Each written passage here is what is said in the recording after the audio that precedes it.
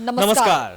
Prime समाचारमा स्वागत छ। म संगीता कटुवाल र म जीवन खड्का। सुरु गरौं अहिलेसम्मका प्रमुख समाचारबाट। ज्येष्ठता र वरियता मिचेर सरकारद्वारा प्रहरी महानिरीक्षकमा धीरज प्रताप सिंह नियुक्त। विधि र पद्धति मिचिएको कांग्रेस नेताकै टिप्पणी संगठनको साख गिर्ने चिन्ता। गठबन्धनको तालमेल सफल भएको कांग्रेसको निष्कर्ष। संस्थागत निर्णय मान्नुको विकल्प नभएको ठहर। सबै विरोधी मिले पनि एमालेले नै जित्ने ओलीको दाबी। चुनावका बेला सामाजिक सञ्जालको कडा अनुगमन भइरहेको आयोगद्वारा स्पष्ट भ्रामक र मिथ्या विषय वस्तु प्रकाशित बारे कारबाहीको चेतावनी। चुनावी तयारी तीव्र। छिमेकी देश चीन र भारतमा कोरोना भाइरसको संक्रमण बढेसँगै नेपालमा पनि सतर्क हुनुपर्ने अवस्था। चुनावमा भिडभाड हुने हुँदा स्वास्थ्य मापदण्ड अपनाउनु पर्ने सुझाव। 18 घण्टासम्मको विद्युत कटौतीले औद्योगिक क्षेत्रमा ठूलो संकट। घोषित रूपमै लोड सेडिङको तालिका बनाउन प्राधिकरणले नमानेको उद्योगीको व्यङ्ग्य। आर्थिक सङ्कटसँग जुधिरहेको श्रीलङ्कामा सामान्य रूपमा प्रयोग हुने औषधिको मूल्यमा उच्च वृद्धि। औषधि आपूर्तिका लागि विदेशमा नै निर्भर हुनुपर्ने बाध्यता। र जिम्बाब्वे ए टिम विरुद्धको पहिलो टी20 खेलमा नेपाली टिम पराजित। नेपालले दिएको 182 रनको लक्ष्य जिम्बाब्वे एले 4 विकेट गुमाएर भेट्टायो।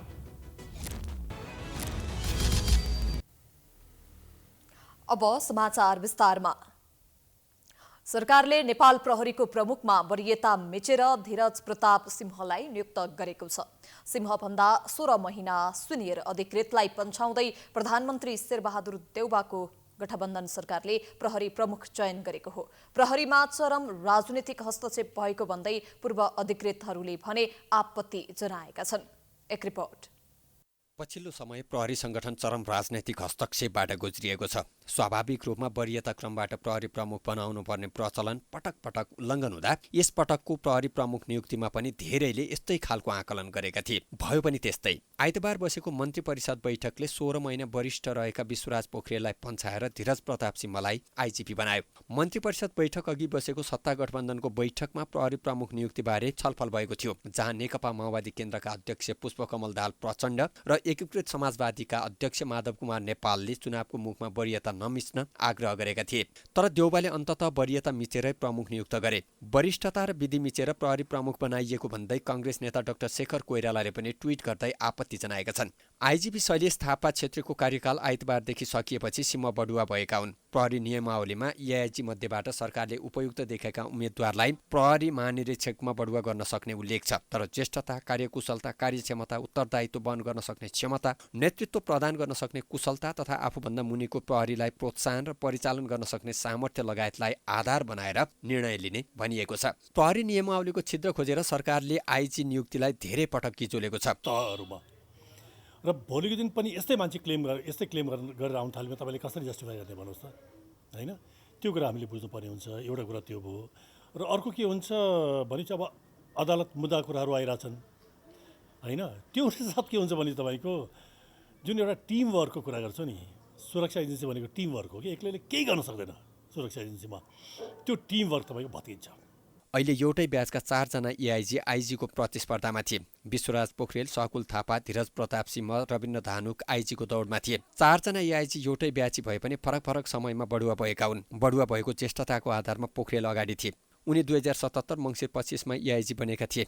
त्यसको 9 महिनापछि फेरि 3 जना एआइजीको पद थपेर बढुवा भए। डिआइजी बसन्त पन्त, धीरज प्रताप सिंह र रविन्द्र बहादुर धानुकलाई बढुवा गरिएको थियो। पन्तले भने आइतबार नै प्रहरी महानिरीक्षक थापासँगै उमेर हदका कारण अनिवार्य अवकाश पाएका छन्। संयोग कस्तो रह्यो भने आफूलाई एआइजीको फुले लगाउने पोखरेललाई उछिनेर सिंह आइजी भएका छन्। प्रहरीमा राजनैतिक हस्तक्षेपको लामो श्रृङ्खला छ। महानिरीक्षक शैलेश थापा छेत्री उनीभन्दा अगाडि 5 महिना संगठन चलाएर महानिरीक्षक ठाकुर गेवालीलाई महानिरीक्षकमा नियुक्त गर्दा खासै विवाद देखिएको थिएन। त्यसअघिका महानिरीक्षक सर्वेन्द्र खनाल नियुक्त गर्दा अर्का आइजी दावेदार डिआइजी रमेश खरेलले राजीनामा नै दिएका थिए। त्यसभन्दा अगाडि प्रकाश अरियाल महानिरीक्षक बनाउँदा ठूलै राजनैतिक लफडा देखिएको थियो। राजनैतिक नियुक्तिको विषय अदालत समक्ष पुगेको थियो। उपेन्द्रकान्त अरियालले अवकाश पाएपछि सरकारले जयबहादुर चन्दलाई प्रहरी महानिरीक्षक नियुक्त गरेको थियो। तर अर्का डिआइजी नवराज सिलवालले आफूभन्दा जुनियरलाई महानिरीक्षक बनाएको भन्दै मुद्दा दायर गरेपछि सर्वोच्च अदालतले उनको नियुक्ति खारेज गरेको थियो। त्यसअघि पनि नियुक्तिमा यस्ता विवाद नआएका होइनन्।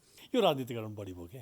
राजनीतिकरण एकदम बढी भयो, त्यसले गर्दा इन्स्टिट्युसनलाई थिच्न थाल्यो राजनीतिकले, एउटा कुरा त्यो। र अर्को कुरा तपाईँको संस्थाभन्दा व्यक्तिहरू बलियो हुन थाल्यो। अब संस्थाले व्यक्तिलाई डोराउने होइन कि व्यक्तिले संस्थालाई बोकेर हिँड्न थाल्यो। अब र त्यो अहिले होइन कि त्यो बिस्तारै त्यो तपाईँको क्षय हुँदै गइरहेको थियो कि अब यो भविष्यमा झन् यो बढ्दै जान्छ। हाम्रो टाइममा पनि थियो, व्यक्तिहरू बलिया थिए सङ्गठनभन्दा, तर अब चाहिँ झन् बलिया हुन थाले मान्छेहरू। त्यो चाहिँ एउटा डरलाग्दो त्यो चाहिँ। जहिले पनि राजनैतिक दलको स्वार्थका कारण प्रहरी संगठन प्रमुख नियुक्तिको विषय विवादित बन्दै गएको छ। यसपटक पनि असन्तुष्ट बनेका पोखरेल र सहकुल थापा अदालत जाने तयारी गरिरहेको बुझिएको छ। नेकपा एमालेका अध्यक्ष तथा पूर्व प्रधानमन्त्री केपी शर्मा ओलीले 5 दलीय गठबन्धन मिलेर पनि चुनावमा एमालेलाई हराउन नसक्ने टिप्पणी गरेका छन्। आइतबार हेटौँडामा अन्तर्राष्ट्रिय मजदुर दिवसको उपलक्ष्यमा आयोजित कार्यक्रममा अध्यक्ष ओलीले एमालेदेखि डराएर नै गठबन्धन बनेको भन्दै 5 दल मिले पनि एमालेलाई हराउन नसक्ने दावी गरे। अध्यक्ष ओलीले मिलेर पनि पार लाग्दैन, गठबन्धन गरेर पनि पार लाग्दैन, 5 जनाले पार लाग्दैन भन्दै आफ्नो निर्वाचन क्षेत्रमा ज्ञानेन्द्र शाह समर्थक 6 दलीय गठबन्धन गरेको भन्दै व्यङ्ग्य गरेका छन्। उनले एमालेले विरोधीलाई 1 to 1 आउन नभन्ने भन्दै देशभरिका विरोधीहरू मोर्चा कसेर आए पनि केही गर्न नसक्ने दावी गरे। यस्ता मेसिनहरू कुनै अस्पताललाई चाहिएर होइन, कुनै अस्पतालले चलाउने गरी होइन, कुनै डाक्टरले चलाउने कहीँबाट माग भएर होइन, पैसा चाहिएर कमिसन चाहिएर अहिले यति बेला चुनावका मुखमा अहिले अरबौँका औषधिका उपकरणहरू खरिद हुँदैछ। कार्यक्रममा अध्यक्ष ओलीले वर्तमान सरकारले स्वास्थ्य क्षेत्रमा ठूलो भ्रष्टाचार गरेको आरोप लगाए। अध्यक्ष ओलीले मजदुरहरूको हितको र विकासको लागि आफ्नो पार्टी प्रतिबद्ध रहेको बताए। स्थानीय निर्वाचन आउन 12 दिन बाँकी छ। 2074 सालको स्थानीय निर्वाचनमा 40% भन्दा बढी सिट जितेर ठूलो दल बनेको प्रमुख प्रतिपक्षी दल एमाले विरासत जोगाउने दाउमा छ भने सत्ता गठबन्धन एमालेको विरासत भत्काउने दाउमा छन्। प्रमुख राजनीतिक दलले 2074 सालको स्थानीय निर्वाचनमा कति सिट प्राप्त गरेका थिए? एक रिपोर्ट। स्थानीय निर्वाचनमा सत्तारूढ गठबन्धन र एमाले बीच कडा टक्कर हुने स्थिति छ। दलहरूले निर्वाचनमा आफूले बाजी मार्ने दावी गरिरहेका छन्। निर्वाचन आयोगको तथ्याङ्क अनुसार 2074 सालको स्थानीय निर्वाचनमा पहिलो शक्ति बनेको एमाले प्रमुखमा 123, उपप्रमुख 137, अध्यक्ष 171, उपाध्यक्ष 194, वडाध्यक्ष 2558, महिला सदस्य 2777 र दलित महिला सदस्य 2680 गरी जम्मा 14097 सिट जितेको थियो। दोस्रो स्थानमा रहेको नेपाली काङ्ग्रेसले 105 प्रमुख, उपप्रमुखमा 84, अध्यक्ष 161, उपाध्यक्ष 139, वडाध्यक्ष 2284, सदस्य 4423, महिला सदस्य 2156, दलित महिला सदस्य 2101 गरी जम्मा 11456 सिट जितेको थियो। नेकपा माओवादी केन्द्रले प्रमुख 34, उपप्रमुख 43, अध्यक्ष 72, उपाध्यक्ष 68, सदस्य 2056, महिला सदस्य 1030 गरी जम्मा 5441 सिट जितेको थियो। नेकपा एमालेबाट फुटेर बनेको नेकपा एकीकृत समाजवादीले एमालेको 10% सिट लगेको बताइन्छ। नेकपा एकीकृत समाजवादीले एमालेको 10 सिट अलग हुँदा यो सङ्ख्यालाई नि विश्लेषण गर्ने हो भने पनि गठबन्धन पहिलो शक्तिको रूपमा देखिन्छ। आसन्न निर्वाचनमा पनि ठूलो शक्ति बन्ने दाउमा लागेका सत्तारूढ गठबन्धन सम्बद्ध दल र प्रमुख प्रतिपक्षी दल एमाले बीच कडा टक्कर हुने देखिएको छ। एमाले जनता आफ्नो पक्षमा भएकाले स्थानीय निर्वाचन सहज रूपमा जित्ने दावी गर्दै आएको छ। जितको आधार त तपाईको एउटा चाहिँ गठबन्धनको कल्चर चाहिँ हाम्रो संवैधानिक व्यवस्था अनुसार चाहिँ स्थानीय तहमा गठबन्धनको कन्सेप्टै होइन। स्थानीय तहको सरकार भनेको चाहिँ तपाईको त्यो चाहिँ के भन्छ स्थायी 5 वर्षका लागि स्थायी रूपमा बन्ने सरकार हो। निर्माण विकासका नाममा पनि दलगत स्वार्थमा चाहिँ ऊ लपेटिन सक्छ र त्यसो भयो भने 5 वर्षसम्म स्थायी रूपमा चल्ने एउटा सरकारलाई भत्ताभुङ्ग पार्ने ठाउँमा यो गठबन्धनले लैजान्छ। त्यसकारण म चाहिँ स्थानीय तहको निर्वाचनमा गठबन्धनलाई होइन, एउटा चाहिँ तपाईको पार्टीले लिएर आएको चाहिँ कार्यक्रमका आधारमा दिनुपर्छ भन्ने लाग्छ। निर्वाचनको नतिजा आफ्नो पक्षमा पार्न राजनीतिक दलहरूले चुनावी अभियानलाई तीव्र पारेका छन्। स्थानीय निर्वाचनको मनोनयनको बेला नै झण्डै 3 दर्जन स्थानीय तहका पदाधिकारी निर्विरोध निर्वाचित भएको भन्दै नेकपा एकीकृत समाजवादीले स्थानीय निर्वाचनबाट आफू उत्साहित भएको बताएको छ। हामी उत्साहित छौँ र मैले अघि नै स्वीकार गरेँ, थोरै चाहिँ तपाईँको आशामुखी हुने जुन एउटा चाहिँ चरित्र विकास भएछ यस बिचमा, त्यसलाई तोड्नका लागि वैचारिक काम हाम्रो अलिक कम भयो। त्यो अभियान अलि लान सकेको भए हामी यही निर्वाचनमा पनि धेरै कमाल गर्ने थियौँ। तर अब एउटा राम्रो पोजिसन हाम्रो चाहिँ तयार हुन्छ भन्ने देखिएको छ। एकीकृत समाजवादीले निर्विरोध रूपमा निर्वाचित भएको बताइरहँदा यसको निर्वाचन आयोगबाट पुष्टि हुन बाँकी छ। 2074 को स्थानीय निर्वाचनमा सबैभन्दा ठुलो दल बनेको एमाले जितेको प्रतिशतका हिसाबले 40.34 हुन आउँछ। नेपाली काङ्ग्रेसले 32.42%, माओवादी केन्द्रले 15.63% जितेको छ। यसै गरी सङ्घीय फोरमले 4.16%, राजपाले 3.22%, लोकतान्त्रिक फोरमले 1.28% मत प्राप्त गरेका थिए। यस पटकको चुनावी नतिजा कस्तो हुन्छ त्यसका लागि भने अरू केही दिन प्रतीक्षा गर्नै पर्ने हुन्छ। Political bureau, prime times HD, Kathmandu.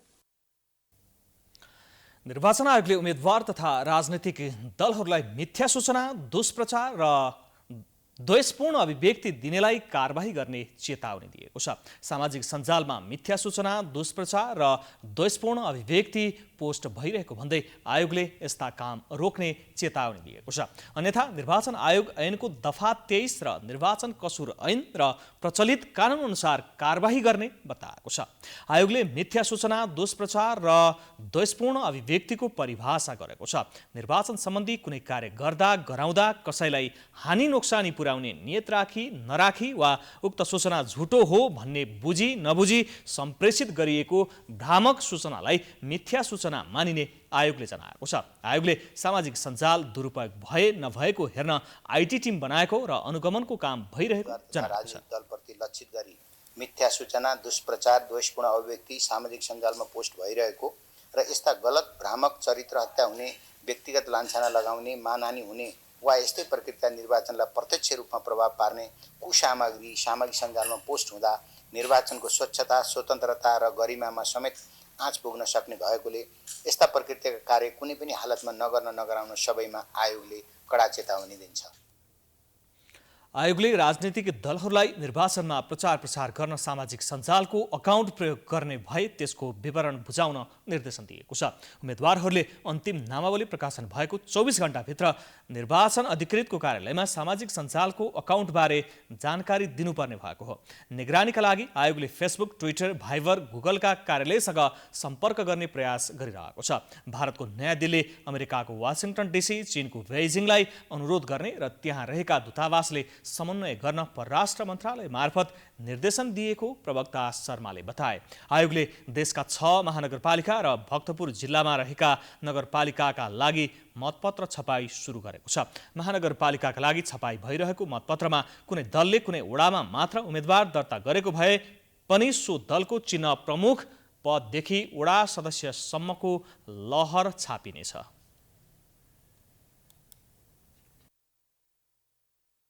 समाचारको सिलसिला जारी छ। हामी विश्रामपछि आउँछौँ।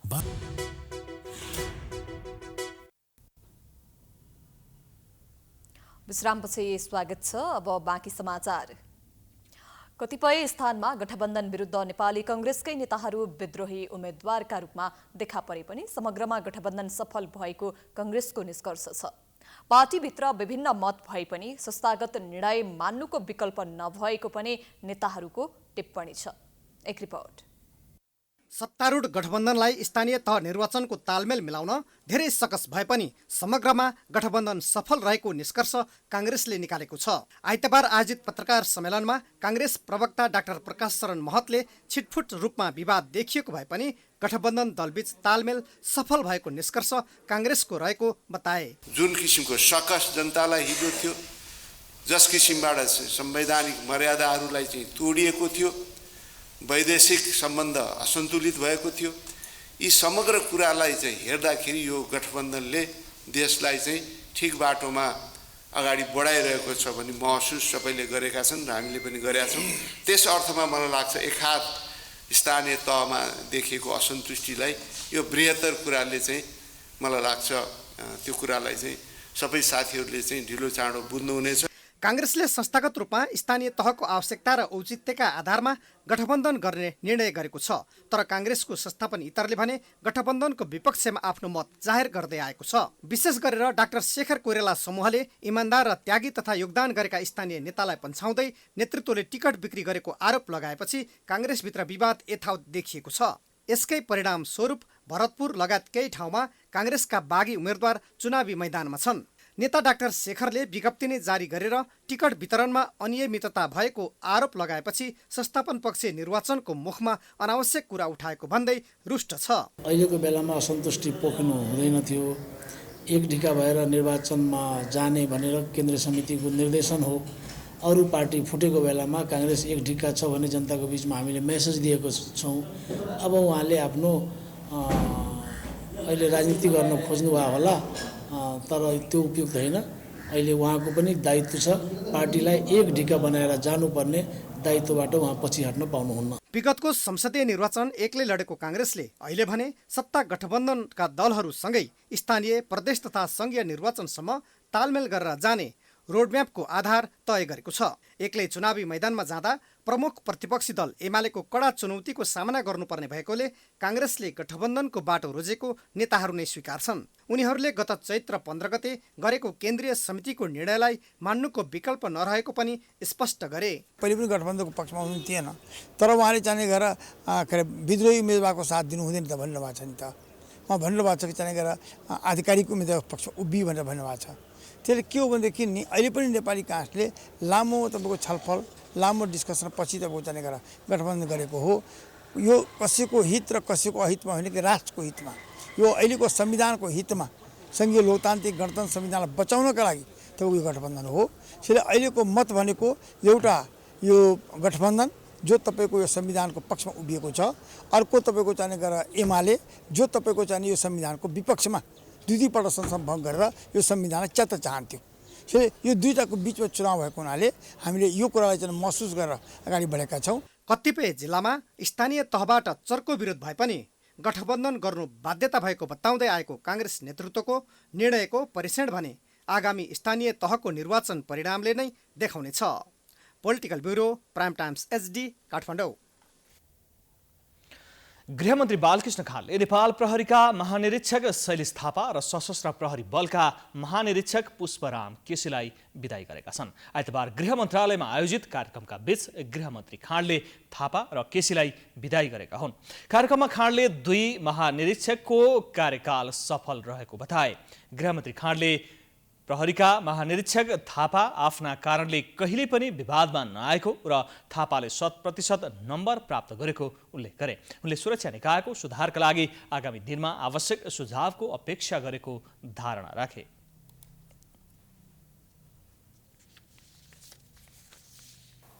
ऐतिहासिक भूमिका तपाईँले एकदमै कठिन अवस्थामा पुरा गर्नुभएको छ। म उच्च सम्मान गर्न चाहन्छु तपाईँको पिताजीलाई पनि, तपाईँलाई पनि, र आफ्नो महत्त्वपूर्ण भूमिका निर्वाह गर्नुभएका समस्त पूर्व प्रहरी अधिकारी र जवानहरूलाई पनि म हार्दिक सम्मान गर्न चाहन्छु। कार्यक्रममा थापा र केसीले आफ्नो कार्यकालमा भएका महत्त्वपूर्ण कामका बारेमा जानकारी गराएका थिए।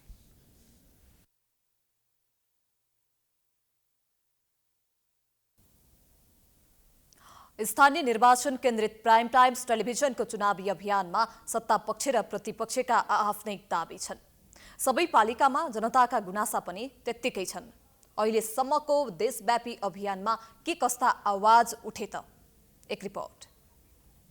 ललितपुरको महालक्ष्मी नगरपालिकाबाट सुरु भएको चुनावी अभियान चितवनको भरतपुरसम्म पुगेको छ। 5 वर्ष कार्यकाल पूरा गरेको स्थानीय सरकारले यो अवधिमा के कस्ता उपलब्धि हासिल गरे र उनीहरू कहाँ कहाँ चुके, यसको वास्तविक समीक्षा गर्न टेलिभिजनले यो अभियान सञ्चालनमा ल्याएको थियो। सत्तापक्ष, प्रतिपक्ष, मतदाता सबै सरोकारवालालाई एकै ठाउँमा राखी सञ्चालनमा ल्याइएको अभियानमा धेरै किसिमका विचार अभिव्यक्त भएका छन्। 5 वर्ष कार्यकाल पूरा गरी नयाँ सरकार गठनको तयारीमा रहेको स्थानीय निकायमा अपेक्षाकृत काम हुन नसकेको जनगुनासो सबैतिर छ। विकास भनेको के हो? खाली रोड बनिदियो, नाला बनिदियो, त्यो विकास होइन। त्यो विकासको एउटा पेटा मात्रै हो, त्यो इन्फ्रास्ट्रक्चरको फ्याक्टर मात्रै हो। विकास कसलाई भनिन्छ? जब जनताको घरमा परिवर्तन आउँदछ। के तपाईँले जनताको घरमा परिवर्तन गर्न सक्नुभयो? के तपाईँले कलैयाको विकासको लागि पर क्यापिटा इन्कम इन्क्रिज गर्न सक्नुभयो? के तपाईँ कलैयाको विकासको लागि त्यहाँको ग्रस डोमेस्टिक प्रोडक्ट बढाउन सक्नुभयो? के कलैयाको विकासको लागि ह्युमन डेभलपमेन्ट इन्डेक्स रेसियो बढाउन सक्नुभयो? के तपाईँले शिक्षामा आधुनिकीकरण प्राविधिक शिक्षा ल्याउन सक्नुभयो? तपाईँले जनतालाई स्वास्थ्यको लागि निःशुल्क स्वास्थ्य र गुणस्तरीय स्वास्थ्य दिन सक्नुभयो? अर्को कुरा, तपाईँ मेयर साहब हुनुहुन्छ, नगरपिता हुनुहुन्छ, नगरपिता भन्नुहुन्छ भन्दै गर्दा आज कलैयाको हरेक कार्यालयमा भ्रष्टाचार हुन्छ। नाकी कार्यालयमा तपाईँले बसेको कार्यालयमा पनि भ्रष्टाचार हुन्छ। तपाईँले त्यो रोकथाम गर्न सक्नुभयो? रेकर्ड निकालेर हेर्नुहोस्, हाम्रो सरकारले दिएको जनताको राहत कति छ र कति बाँट्यो त्यो प्रश्न होला। र उपमहानगरपालिकामा प्रत्येक साल 50 करोड रुपियाँ फ्रिज हुन्छ, त्यो सदुपयोग हुँदैन। यो उपमहानगरपालिकाको यस्तो चाहिँ काम छ। देशमा संघीय गणतन्त्रात्मक राज्य व्यवस्था सहितको 3 तहको सरकार गठन भएपछि स्थानीय तहले पहिलो कार्यकाल पूरा गरेको छ। पहिलो कार्यकाल केही संरचना निर्माण गर्नमा, व्यवस्था बनाउनमा र केही कुरा सिक्नमा लागेकाले सोचे जस्तो काम गर्न नसकिएको स्वीकार गरेका छन् जनप्रतिनिधिहरूले।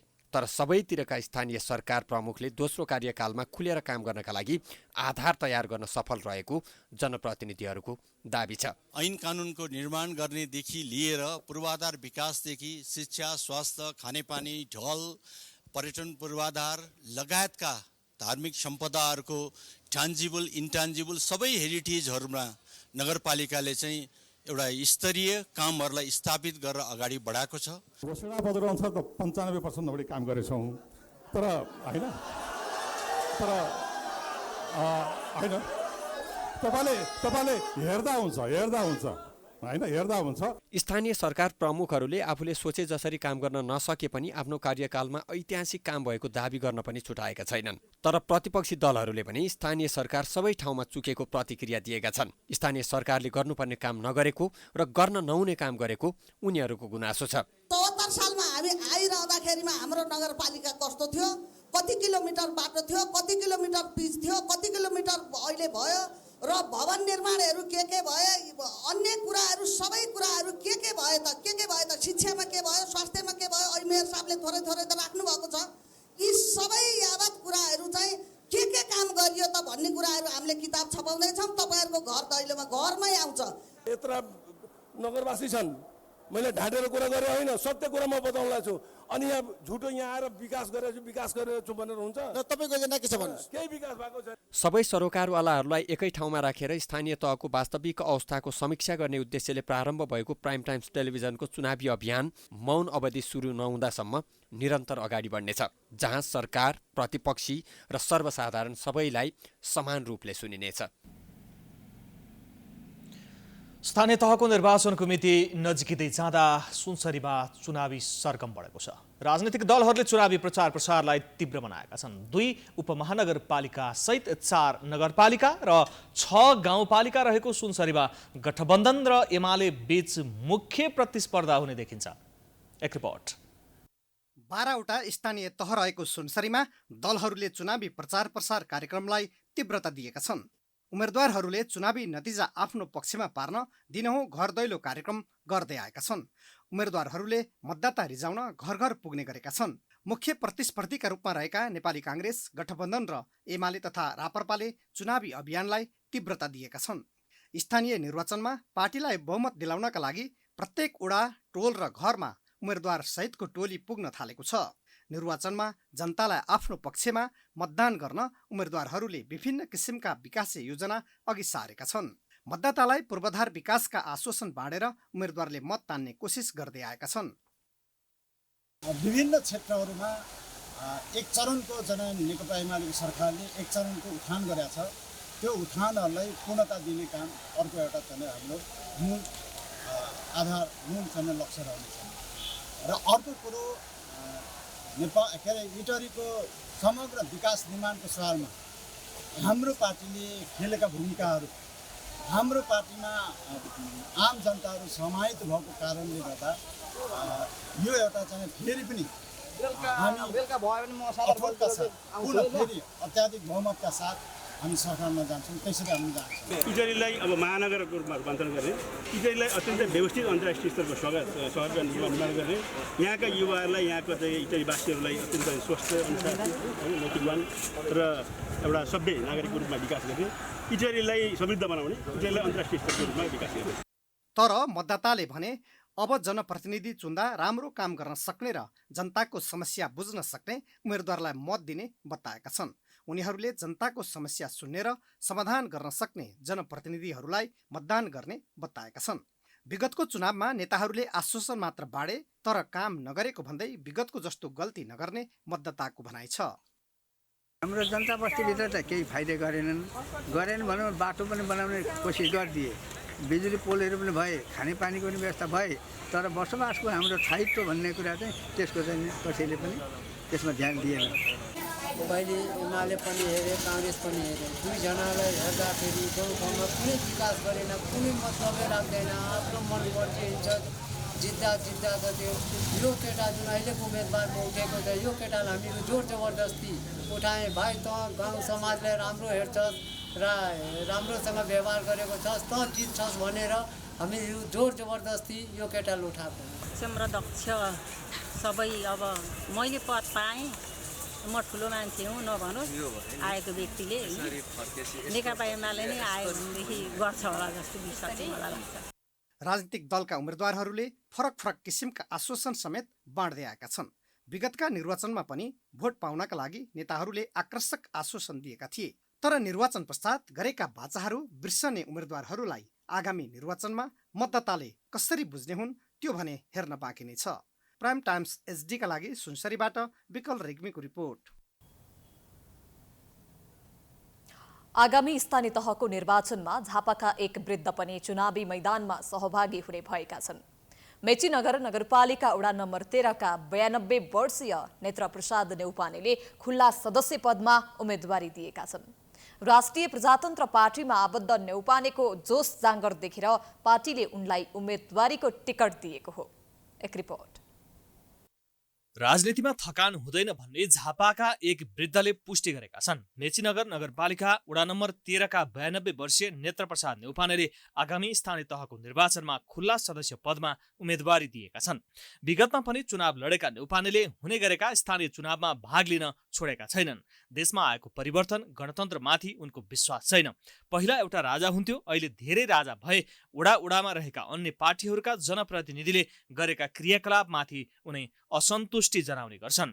उमेरले 92 वर्ष पुगे पनि उनका इन्द्रिय अझै सक्रिय छन्। समाजमा रहेका सामुदायिक विद्यालयमा 25 लाखसम्म चन्दा दिएका नेउपानेले धेरै मन्दिर, पार्टी पौवा, भौतिक संरचनाको विकास निर्माणमा सहयोग गरेको स्थानीयको भनाइ छ। यो चुनावमा भने उनी जम्मा 20 देखि 25 हजारसम्म खर्च गरेर चुनाव लड्ने बताएका छन्। घुस खानु त आमाको खुल खानु भएर मैले मन्दिरमा गएर पाउ पाठीबारामा कसम खाएर आएको छु। खुला सदस्यमा उठेर पनि केही गर्न सक्छु कि भन्ने मेरो जोस अहिले आएको र म उठेको हुँ। नेउपानेले पटक पटक चुनाव लडेको भए पनि जित भने हासिल गर्न सकेका छैनन्। 20 वर्ष अघि भएको चुनावमा उनले 10 मत मात्रको अन्तरले हारेका थिए। यो पटक भने आफ्नो उम्मेदवारी अन्तिम हो भन्दै भोट माग्न हिँडेका छन्। भ्रष्टाचार गरेर खाँदिन र भ्रष्टाचार पनि गर्न दिदिन भन्दै उम्मेदवारी दिएको बताए। म पहिले पनि त्यही राप्रपामै उठेको 400 भोट ल्याउनु पर्ने 390 भोट ल्याएँ, 10 भोटले हारेँ। मेरो डिपोजिट पनि जमाना जफत भएन, आयो। झापा राप्रपाको बलियो आधार मानिएको जिल्ला हो, तर 92 वर्षीय नेउपानेको उम्मेदवारीलाई मेचीनगरका मतदाताले कतिको साथ दिने हुन् त्यो भने हेर्न बाँकी छ। प्राइम टाइम्स टेलिभिजनका लागि झापाबाट विजय बरालको रिपोर्ट। पछिल्ला दिनमा नेपालमा कोरोना संक्रमणको संख्या निकै न्यून छ। दैनिक पुष्टि हुनेको संख्या धेरै कम छ, तर कोरोना संक्रमणको जोखिम भने टरेको छैन। छिमेकी मुलुकहरूमा कोरोना संक्रमण बढ्दा नेपालमा चुनावी माहौलको भिडभाडपूर्ण गतिविधिले संक्रमणको जोखिम बढ्नेतर्फ सतर्क हुनुपर्नेमा विज्ञहरूले सुझाव दिएका छन्। एक रिपोर्ट।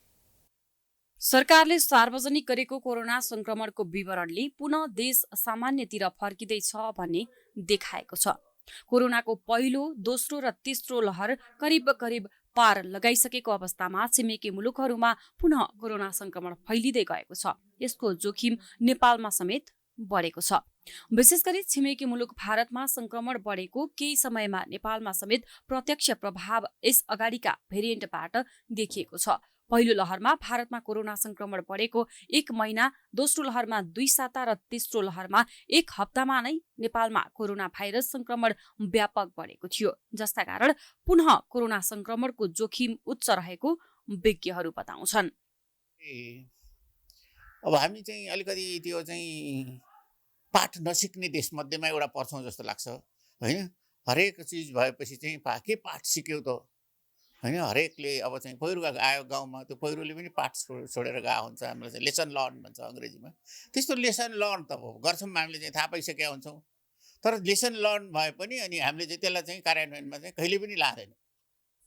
कोरोना संक्रमण बढ्दै जाँदा नेपालमा स्थानीय तह निर्वाचनको माहौलको कारण भिडभाड र आवतजावत बढेको छ, जसका कारण पनि अझै संक्रमणको जोखिम बढ्न सक्ने देखिएको छ। स्वास्थ्य तथा जनसङ्ख्या मन्त्रालयका सहप्रवक्ता समीर कुमार अधिकारीले अघिल्लो पटक जस्तो अवस्था आउन नदिन निगरानी बढाएको बताउँछन्। साथै कोरोना संक्रमणको जोखिमकै बीचमा हुन लागेको स्थानीय तह निर्वाचनमा सबै सुरक्षित हुन सक्ने गरी सम्पूर्ण पक्षबीच समन्वय र आवश्यक तयारी भएको अधिकारी बताउँछन्।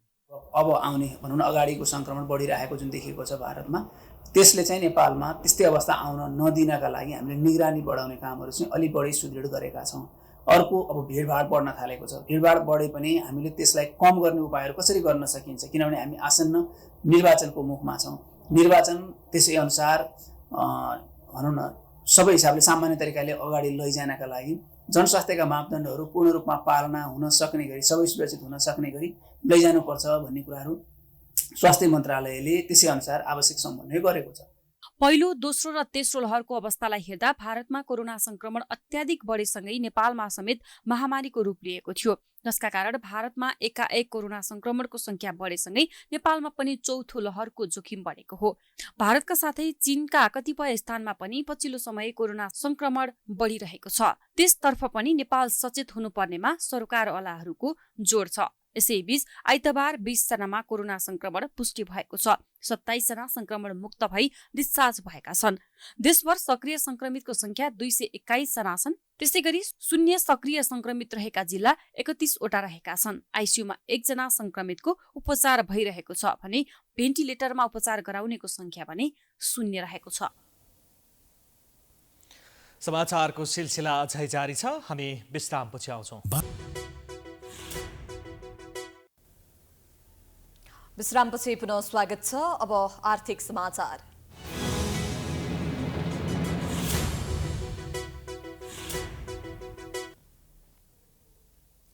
अठारह घण्टासम्मको अघोषित लोड सेडिङका कारण देशैभरका मेसिनरी र श्रमिक व्यवस्थापनमा उद्योगहरूलाई कठिनाई उत्पन्न भएको आरोप छ।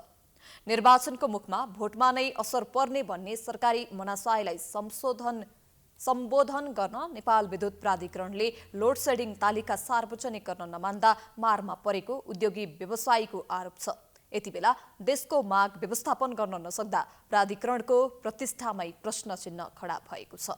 एक रिपोर्ट। विशेषतः यति बेला उपत्यका बाहिरका ठूला उद्योगीहरू अघोषित लोड सेडिङका कारण पीडित बनेका छन्। बिना पूर्व सूचना जति बेला पनि बिजुली अवरुद्ध हुँदा उत्पादन प्रक्रियामा अवरोध हुने, कच्चा पदार्थ मेसिनरीमा क्षति तथा श्रमिकको कार्य व्यवस्थापनमा समेत कठिनाई उत्पन्न भएको उद्योगीहरूको भनाइ छ। बढी मात्रामा सिमेन्ट उद्योगहरू यसको मारमा परेका छन्। 18 घण्टासम्मको अघोषित लोड सेडिङ किन गरियो भन्दा प्राधिकरणका प्रमुखहरू लोड सेडिङ छैन भनेर टार्ने र बिस्तारै व्यवस्थापन हुन्छ भन्दै उद्योगीलाई आश्वासन बाँडिरहेका छन्। तर चुस्त व्यवस्थापन गर्न नसकेको विषय पेचिलो बनेको छ। 18 घण्टासम्म नै खेपिरहेछन् अहिले होइन। कुनैमा कहिलेकाहीँ 2-3 घण्टा पनि गइरहेछ। विराटनगर त भने त्यहाँ अलि धेरै नै छ, 2-3 देखि नै बिजुली छैन। अघोषित छ, जहाँ रिपोर्ट आइरहेछ त्यहाँ हेर्दाखेरि हामी पनि समस्या छौँ। कुनै बेला आइरहेछ, त्यसलाई एक्ज्याक्ट चाहिँ छैन। र उद्योग विद्युत प्राधिकरणले पनि अहिले के भनिरहेछ भने हामीहरूले अहिले गरेका छैनौँ भनिरहेछ कि हामी मिलाउँदैछौँ भनिरहेछ। उद्योगीहरूले मेसिनरीमा क्षति लगायत उद्योग सञ्चालन प्रक्रियामा सहजीकरण गरिदिन भनेका छन्। आवश्यकता अनुसार लोड सेडिङ तालिका सार्वजनिक गर्न पनि प्राधिकरणलाई भनेका छन्।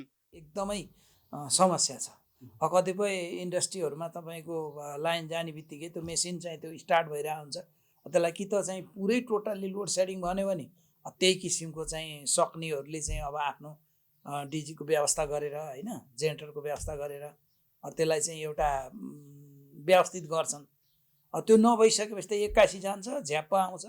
तर निर्वाचनको मुखमा लोड सेडिङ तालिका सार्वजनिक गर्दा त्यसले देशभर भोटको राजनीतिमा असर गर्ने भन्दै प्राधिकरणले नै तालिका सार्वजनिक गर्न नमानेको उद्योगीको आरोप छ। नचलाइदिनुहोस्, एनइएल त त्यही भनिरहेको छ, तपाईँहरूले चाहिँ सहयोग गर्नु पर्यो, सरकारलाई सहयोग गर्नु पर्यो। अहिले चुनावको बेला छ, त्यसले गर्दा हामी चाहिँ लोड सेडिङ छ भनेर बाहिर घोषणा गर्न सक्दैनौँ, सेड्युल तपाईँहरूलाई दिन सक्दैनौँ, तपाईँहरूले सहयोग गर्नु पर्यो, त्यति मात्रै कुरा छ एनइएको। उद्योगको उत्पादन बढाउन र विद्युतको नियमित आपूर्तिका लागि राज्यसँग आवश्यक सहकारी गर्न उद्योगी तयार देखिँदा पनि राज्यले वास्ता नगरेको उनीहरूको आरोप छ। जेनेरेटर चलाउने अवस्था नभएको भन्दै पीडित व्यवसायीले उत्पादन लक्ष्य पूरा गर्ने वातावरण बनाइदिन भनेका छन्। कुन समय बिजुली आउँछ, कुन समय आउँदैन भन्ने कुरा थाहा त पाउनु पर्यो नि। एउटा निश्चित भयो भने त हामी निश्चित तरिकाले हामी पनि त चल्न पाउनु पर्यो। कति चाहिँ उद्योगले सहयोग गर्ने, कति राज्यले गर्ने, कति विद्युत प्राधिकरणले गर्ने, एउटा कङ्क्रिट जाउँ न त। हामीले ठिक छ महँगो दिने त के त, अब उहाँले भन्नुहुन्छ हामीले महँगोमा किनेकै छैन भन्नुहुन्छ एकातिर, किन्यो भने त हामीले यतिमा किनेको हो, यो कस्ट अफ हाम्रो फन्ड चाहिँ यति परेको छ। यसरी उद्योग र व्यवसाय बिचमा उद्योग र प्राधिकरणको समन्वयमा विन विनमा जाउँ भन्ने खासै कङ्क्रिट प्रस्ताव चाहिँ आएको हामीले पाएका छैनौँ। त्यो आयो भने त छलफल त गर्नु पर्यो। अहिले नेपालको क्षमता 2100 मेगावाट भए पनि सुक्खा याममा बढीमा 800 मेगावाट विद्युत उत्पादन भइरहेको छ। घरायसी प्रयोजनका लागि करिब 37% विद्युत खपत हुन्छ भने औद्योगिक प्रयोजनका लागि 43% खपत भइरहेको छ। खपत सन्तुलन कायम हुन नसकेको व्यवसायीहरूको भनाइ छ। अहिले बजार माग भनेको 1500 मेगावाट हाराहारीमा रहेको छ। रन अफ दि रिभर परियोजना अनुसार करिब 4500 मेगावाट उत्पादन क्षमता हुँदा सुक्खा यामको 1500 मेगावाट माग पूरा गर्न सकिने विज्ञहरू बताउँछन्। अघोषित लोड सेडिङको विरोध गर्दै देशभरका व्यवसायीले विद्युत आपूर्ति अवरोध हुँदा औद्योगिक क्षेत्रमा पुगेको क्षतिलाई मध्यनजर गरी सरकारले कूटनीतिक पहल मार्फत यथाशक्य आपूर्ति नियमित गराउन पहल गर्नुपर्ने र हालको सङ्कटलाई समाधान गर्नुपर्ने माग गरेका छन्। प्राइम टाइम्स एचडीका लागि क्यामेरामा अमृत भट्टका साथ हरिशरण नेउपाने, काठमाडौँ। स्थानीय तह निर्वाचनको मुखमा जुनसुकै बेला नेपालभर इन्टरनेट सेवा बन्द हुन सक्ने अवस्था सिर्जना भएको छ। इन्टरनेट खरिद गरे बापत विदेशी कम्पनीलाई रकम तिर्नको लागि सरकारले असहयोग गरेको कारण जुनसुकै बेला इन्टरनेट सेवा बन्द हुन सक्ने चेतावनी सेवा प्रदायकहरूले दिएका हुन्। सरकार र इन्टरनेट सेवा प्रदायक बीचको लडाईँको प्रत्यक्ष मारमा भने देशभरका उपभोक्ता पर्ने भएका छन्। एक रिपोर्ट। इन्टरनेट सेवा प्रदायकहरूको छाता संस्था इन्टरनेट सेवा प्रदायक सङ्घ नेपाल आइस्पानले विदेशी मुद्रा सटै नदिए कुनै पनि बेला देशभर इन्टरनेट र टिभी सेवा बन्द हुन सक्ने चेतावनी दिएको छ। विदेशी सेवा प्रदायकले लाइन काटिदिने भनेपछि समस्या देखिन लागेको संस्थाले जनाएको छ। यसको मारमा आम सर्वसाधारण पर्ने भएका छन्। सङ्घले विदेशी मुद्रा सिफारिस नहुँदा 6 महिनादेखि अपस्ट्रिम प्रदायक टाटा, एयरटेल जस्ता कम्पनीलाई भुक्तानी दिन नसकेको र सोही कारण देशभर इन्टरनेट बन्द हुने स्थिति आएको जनाएको हो।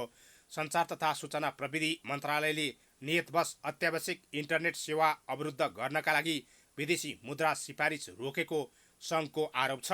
संसदको सार्वजनिक लेखा समितिबाट दूरसञ्चार नियमावली अनुसार सपोर्ट चार्ज, वार्षिक मर्मत र मोनिटरिङ चार्ज जस्ता गैर दूरसञ्चार सेवामा आरटिडिएफ र रोयल्टी नलाग्ने देखिएकोले बेरुजु लगत हटाउन निर्देशन दिइसकेको अवस्थामा यसको उल्टो दिशातर्फ मन्त्रालय लाग्दा जुन कुनै बेला सेवा रोकिने अवस्थामा पुगेको आइस्पानका अध्यक्ष सुधीर पराजुली बताउँछन्। बेरुजुको पैसा नतिरिन्जेलसम्म सञ्चार मन्त्रालयले गर्नुपर्ने कामहरू, सहजीकरणको कामहरू, त्यसमध्येमा विदेशी मुद्रा सिफारिस पनि पर्छ। त्यो कुराहरू उहाँले रोकिदिनु भएको छ। हाम्रा विदेशी अपस्ट्रिम सर्भिस प्रोभाइडरहरू होइन, जस्तै एयरटेल भन्यौँ, टाटा भन्यौँ, सिफी भन्यौँ, उनीहरूलाई पैसा पठाउनु सकेनौँ हामीले। त्यो नसकेपछि उहाँहरूले चाहिँ के भन्यो, अब 8-9 महिना भइसक्यो, हामी यसलाई अब सहेर बस्न सक्ने स्थिति छैन। अर्को हप्ताभित्रमा चाहिँ हामीले पैसा आएन भने या प्रोसेस सुरु भएन भने हामी लाइन काटिदिन्छौँ भनेर चाहिँ आएको स्थिति छ। आज त आइतबार भयो होइन, भोलिदेखिको जुनै पनि दिन इन्टरनेट काटिन सक्छ। अत्यावश्यक इन्टरनेट काटिँदाको अवस्था अहिले कल्पना नै गर्न सकिने देखिन्न।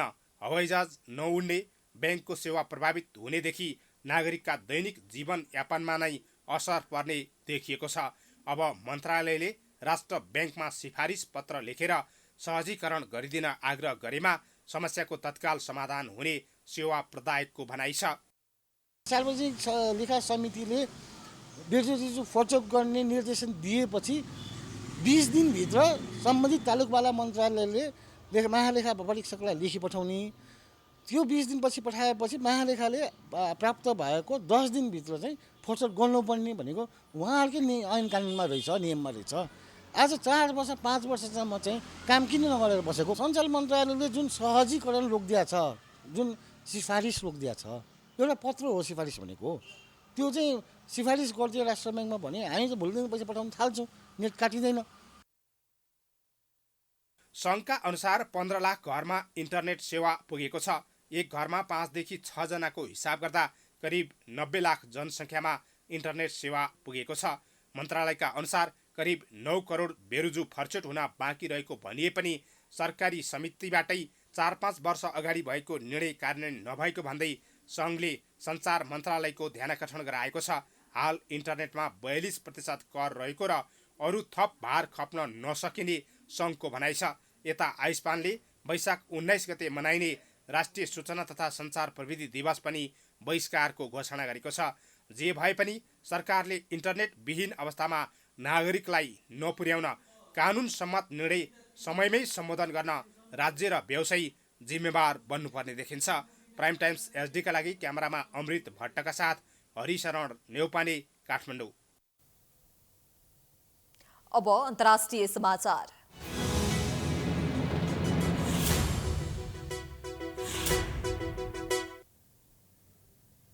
आर्थिक सङ्कटसँग जुधिरहेको श्रीलङ्काले सामान्य रूपमा प्रयोग हुने औषधिको मूल्यमा तीव्र वृद्धि गरेको छ।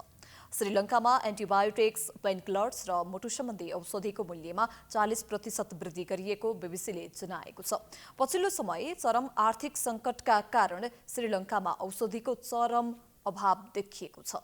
त्यहाँ औषधि आपूर्तिका लागि विदेशमा नै निर्भर हुनुपर्ने बाध्यता रहेको बताइएको छ। यो 6 हप्ताको अवधिमा दोस्रो वृद्धि हो। यसअघि सरकारले खाद्यान्न र औषधिहरू सहित केही आवश्यक वस्तुहरूको आयातमा प्रतिबन्ध लगाएको थियो।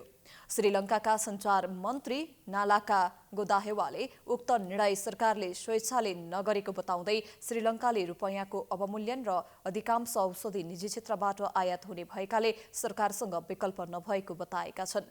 मूल्य वृद्धि नगरे गम्भीर अभाव हुन सक्ने समेत उनको चेतावनी छ। अहिले त्यहाँका नागरिकले उच्च मूल्य तिरे औषधि किन्न बाध्य भएका छन् भने कतै पैसा तिरेर समेत औषधि पाएका छैनन्। अब खेलकुद समाचार।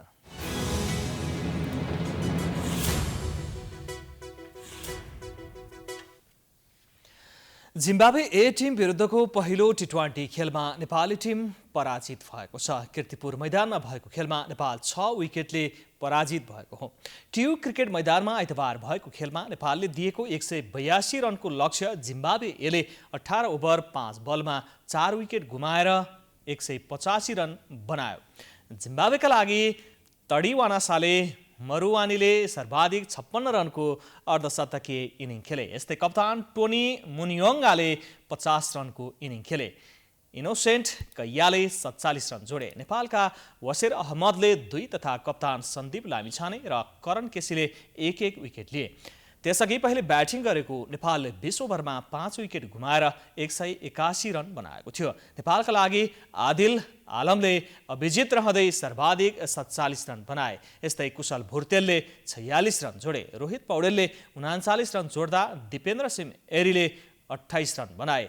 जिम्बाब्वेका ब्राड एभान्स, लुक जोङ्बे, ब्रान्डन भातुवा र जोन मासराले 1-1 विकेट लिए। जितसँगै जिम्बाब्वे एले 3 खेलको सिरिजमा 1-0 को अग्रता बनाएको छ।